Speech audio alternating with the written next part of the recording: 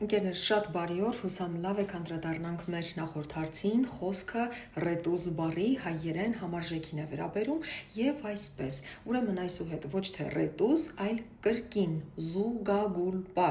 Ուրեմն եւ կալգոտկան եւ ռետուզը հայերեն կոչվում է զուգագուլպա։ Եվ այսօրվա հարցը՝ շալվար բառի հայերեն համարժեքն ասեք, թեև շատ մասնագետներ ասում են, որ շալվարը եւս հայերեն բառ է, այդուհանդերձ մենք հաստատ գիտենք, որ կա գրական գեղեցիկ բառ շալվար բառի հայերեն համարժեքը, գրեք մեկնաբանություններում եւ նաեւ այն բառերը, որոնց մասին մենք խոսում ու քննարկում ենք, ոչ միայն մեկնաբանություններում ենք գրում եւ լսում հոլովակներում, այլ նաեւ առօրյայում դարձնում ենք գործածելի։ Մեր հիմնական գաղափարը, միտքը, նպատակը հենց սա է։